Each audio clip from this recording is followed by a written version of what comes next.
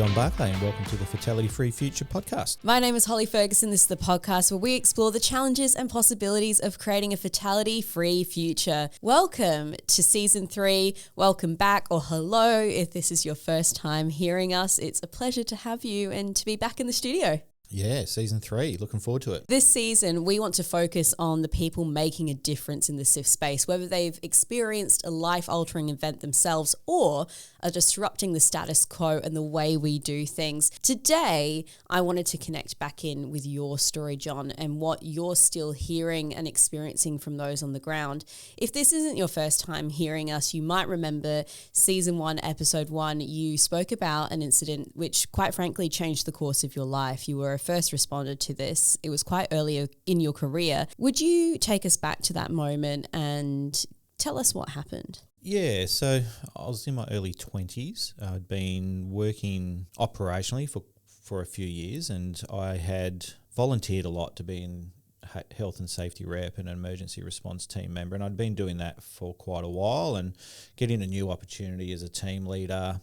I continued the emergency response team member, but I wasn't a health and safety rep once I got into the team leader role. And for me, I was enjoying learning about how to manage and respond to, either a fire or a confined space rescue, even using, rope access. Didn't really enjoy that because I was fearful of heights, but that's probably what I liked about it, was I was challenging some of my fears. And obviously being an emergency response team member, you've always got a radio with you in the case of calling up an emergency. And on this day, it was fairly early in the morning. We'd kicked off the day. Everything was pretty normal. And then we got the emergency call over the radio, connecting to the person who'd made the call, just, getting some basic information, what's happened, where's the incident, start to prep that. So the other emergency response team members go. I asked the other emergency response team members to go to the emergency response team shed where there's the fire truck and the ambulance and all those sorts of things, and I'd go directly to the scene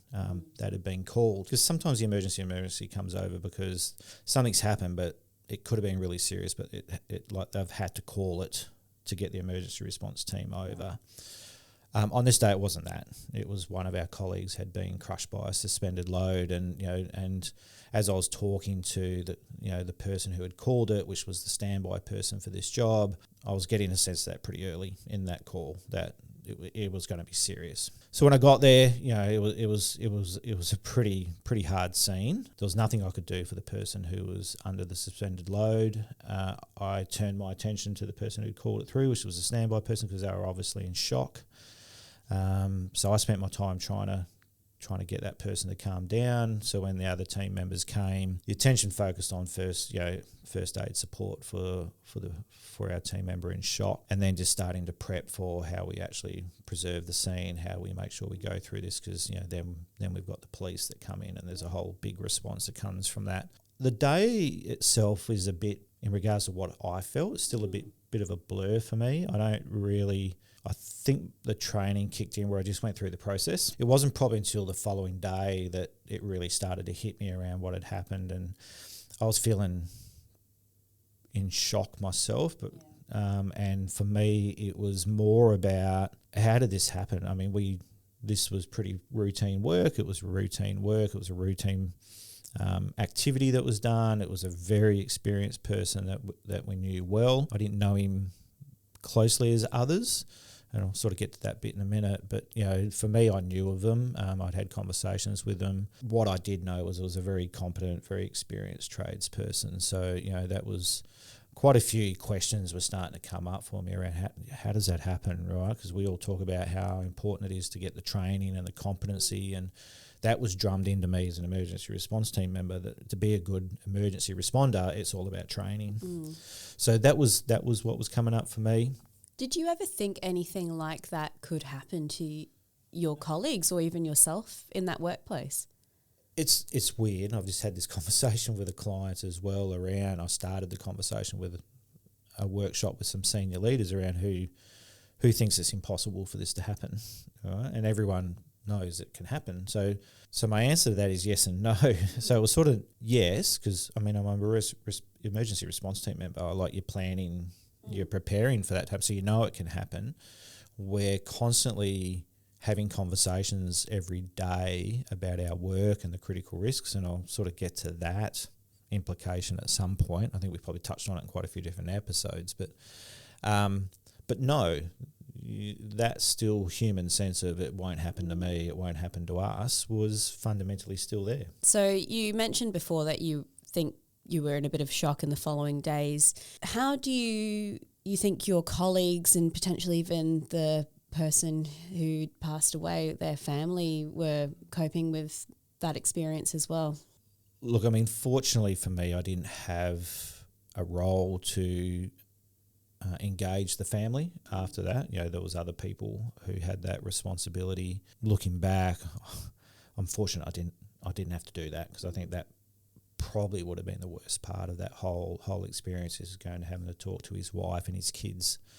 I just thought that I reflect back on who was doing that, and I just now have a lot of empathy for that. For us as a team, it was a shock. I think there's still some people who knew him really well and was close friends with him, and this would be a very difficult conversation for them, even nearly 30 years later. So I think for us as a team, it probably took us a few weeks to really get back into working normally as a team. Things were pretty quiet, pretty subdued. The work was sort of a secondary thought process, but we knew we had to keep working. Like, there was the job kept going after everything got started back up about 2 days later. So it was a weird feeling for me, because I saw it, I was there. Not everyone did, but everyone gets that secondary feeling and I guess thought process of what had happened. So for quite a few people it was difficult. For quite a few people there was a lot of unknowns and wasn't really sure around the details. And I think the organisation at the time did very well to be very sensitive to all of that. So a lot of people had help to deal with that, which was really important. This event changed the course of so many people's lives, including yourself, because it did prompt you to start working in this fatality prevention space. What was it about this and this experience that said to you, this isn't okay? I don't want anyone to experience this ever again. I'm going to do something about it.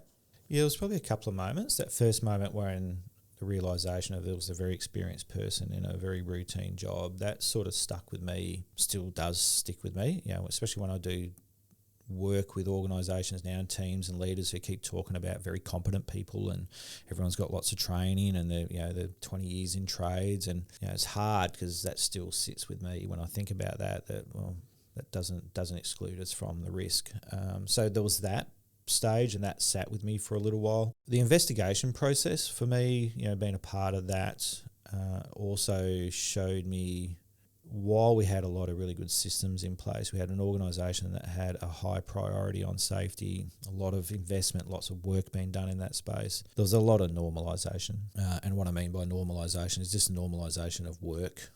That was not to what we described as the way we should do work. And it wasn't just that event. That event reminded me of some other serious injuries that had happened, that two of them I'd been involved in an investigation of. The other one I wasn't, but it was on another shift. So I learnt a lot then through that curiosity, and I think that's probably when I started to become inherently curious about, well, hang on a minute, if we're doing all this stuff, why does this still happen? How can this still happen? And for me, this normalisation, just that's why I did go down the behavioural science path, because I, prior to that, was totally thinking it's just follow the system, follow the process, make sure there's a permit, make sure there's a JHA, make sure there's these things and things will be okay. But no, people do work and people make decisions at all levels. I'm not just going to the individual on this occasion. And that's what I learned through the investigation process. There'd been awareness of deviation at different levels of the organisation who didn't act. There was decisions being made in the way we do our work that, again, probably set up scenarios where it was pretty easy to deviate. That then started to say, how do I get involved here? How do I participate more than just being a part of the work. I really wanted to get a good understanding of that. So I went down that path in the behavioural science path with BST, a joint BST behavioural science technology with Thomas Krause and the team. And, I learnt a lot there about culture and leadership and how systems are enablers. But, again, people make people. And when I say people, I'm talking about everyone in the organisation. There's some myths around behavioural science only being about individuals' behaviours, but it's not. It's about the behaviours of the organisation. So I got curious around that, and I got so excited about that because I could see that making a difference. I could see the data from decades of doing behavioural science well that saved lives. So, that took me on that journey from that point forward. And you're still on that journey. I imagine that the work you do now when you go to site or you're in a workshop with organisations, whether they are in high-risk industries or not, people will have similar stories. Are you still encountering people who have experiences with, maybe they were similar to you, a first responder to a fatality, they knew someone, that maybe they've experienced an injury themselves? What are you hearing on the ground? All of the above. It's unfortunate that it's more frequent than we think. When you look in your own little bubble, fatalities don't happen very often, but once you start to widen your lens and talk to lots of businesses across lots of different industries, across lots of different countries, it happens too often. And a lot of people have stories to tell around either their own involvement in an incident, a very close colleague that they've lost, or being an emergency response team member. I mean, I do talk to emergency response teams when I'm on site, and they've all. I don't think I've met one yet who hasn't got an experience of dealing with a traumatic event. And a couple of people who I talk closely with at the moment through different jobs, do emergency response team work outside of work. And the descriptions of what they encounter in car crashes and fires and all those sorts of things just shows that people go through amazing things and they see some terrible things. Do you ever find that people are holding on to the stories of what they've experienced and rarely feel comfortable to share them? Yeah, definitely. I mean, I know I touch on my experience so people understand why I'm there and why I'm doing what I'm doing, but I don't normally go too far into it.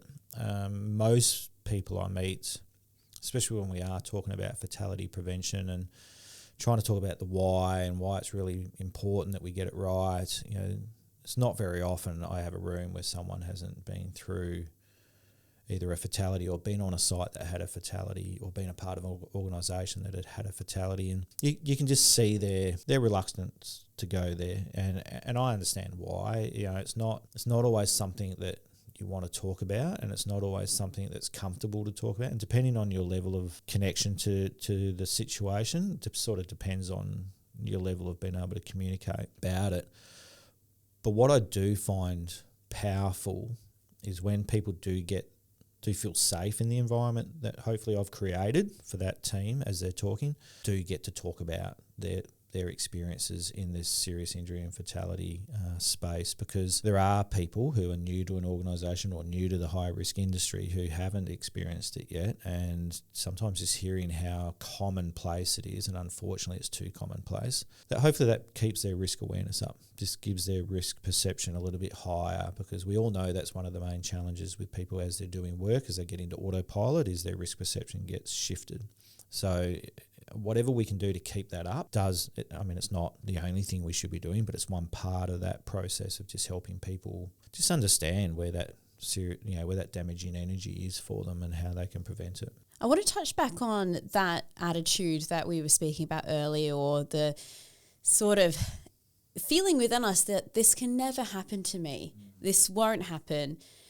I know that you've had a few examples where people have maybe held that perception and you've gone, hang on, actually, the statistics within the type of work you do prove that actually this is happening more in your sector than any other.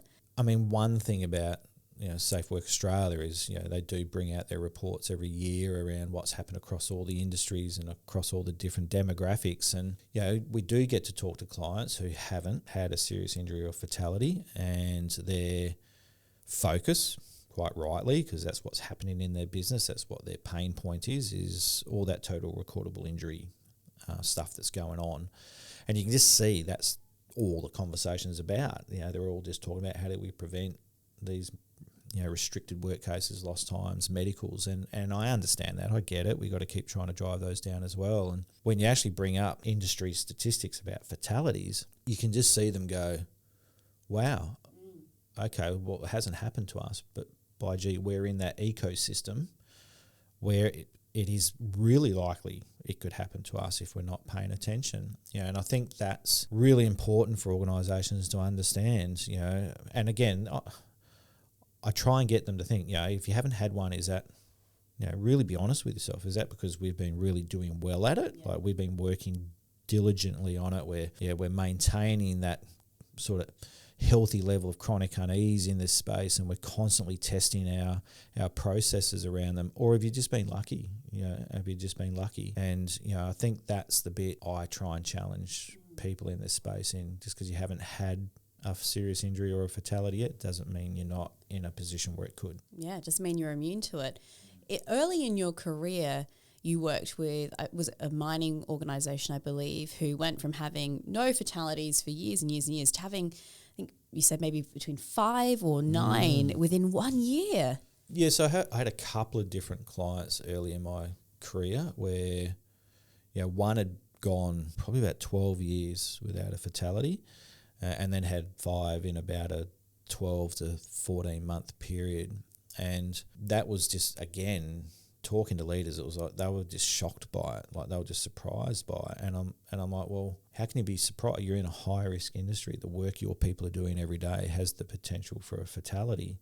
So unless you're being super vigilant with it and being really unease at the standards that we've got and making sure that they're there and we're constantly trying to engineer out these fatality risks, then I know 5 in a short period of time probably would shock anyone.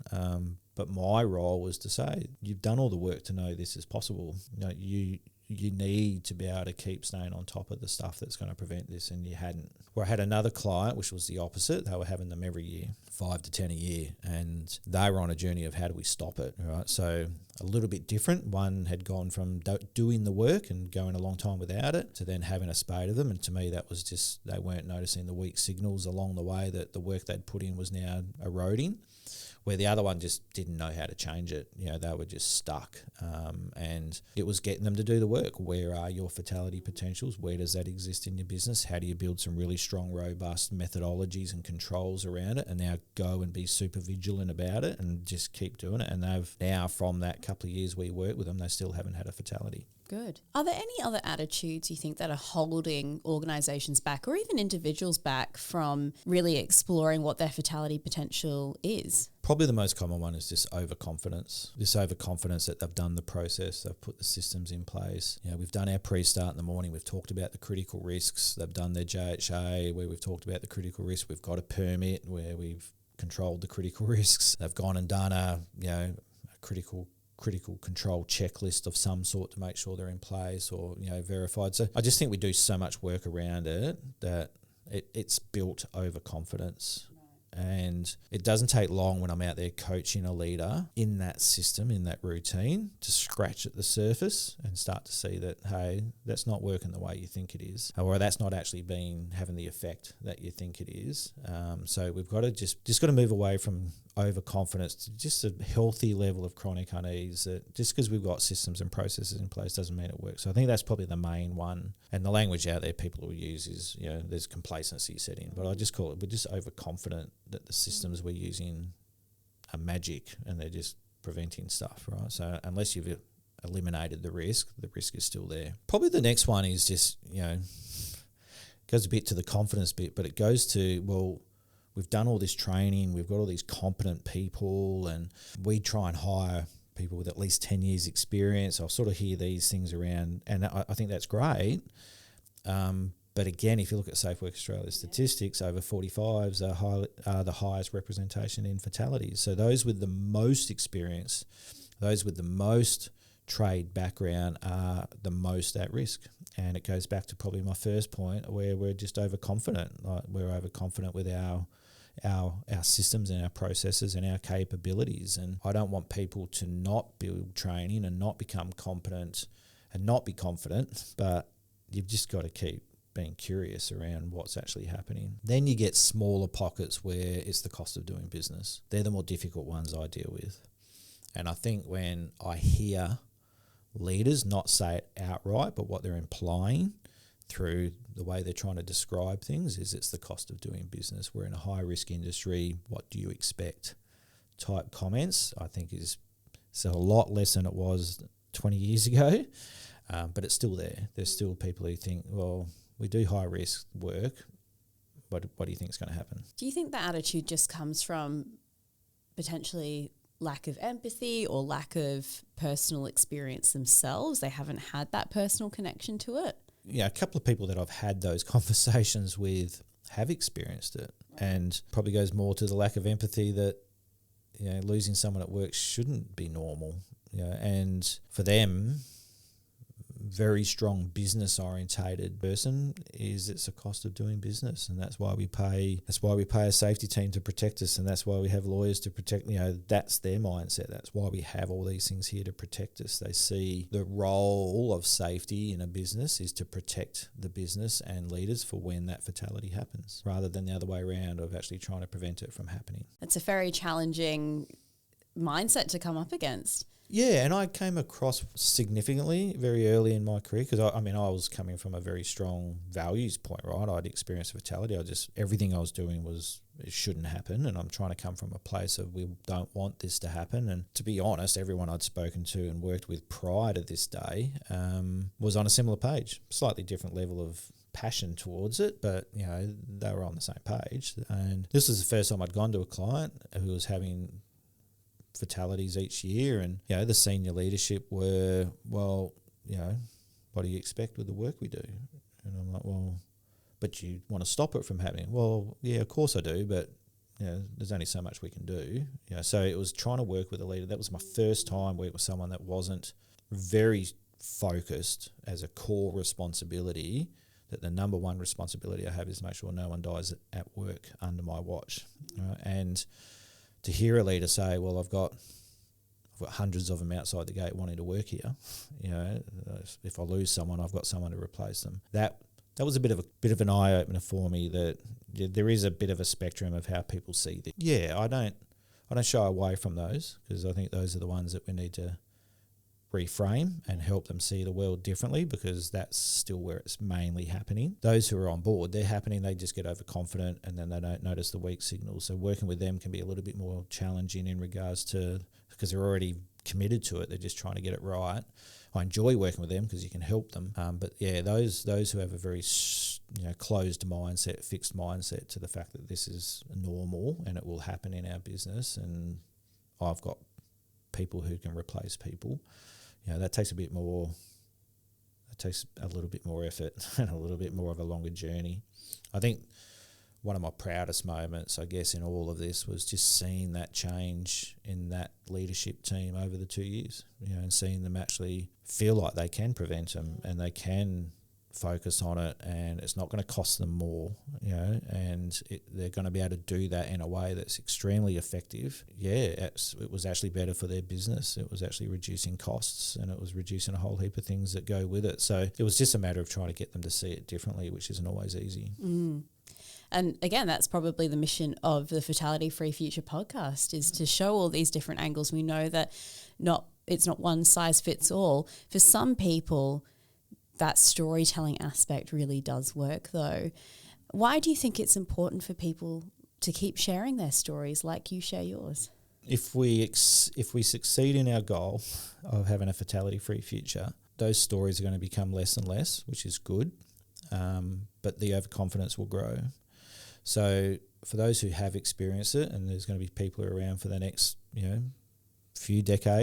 a few decades, who have still got stories to tell. So those who haven't experienced, and hopefully there's more people who don't get to experience it, can still have a bit of a reality sense that it can still happen and it's still potentially there, and there are people who have gone through it even though they thought it wasn't going to happen to them. Mm. Well, like I said at the start, season 3, we're really honing in on those personal stories of people who have had those life-altering experiences, but also the people who have noticed inefficiencies in their work and are doing some really exciting stuff in this space to join the mission that we're on to prevent fatalities and serious injuries. Yeah, I mean, I'm really looking forward this season. We've got some people who have got really powerful stories to tell and do a great job of sharing their life experience. And we have some really exciting people coming on who are doing some amazing disruptive stuff in the industry as well, which I'm always excited on. And, talking to them about why they're doing what they're doing and the impact they're starting to see and what's happening in that space, I hope inspires others to see the inefficiencies and lack of effectiveness in some of the things we're doing and can find a way to change it. Completely agree, John. Thank you so much for another episode of the Fatality Free Future. Great. Thanks, Holly. Thank you for listening to this episode of the Fatality Free Future podcast. Head to our Fatality Free Future hub on barclays.com for more information and to access everything we spoke about in this episode.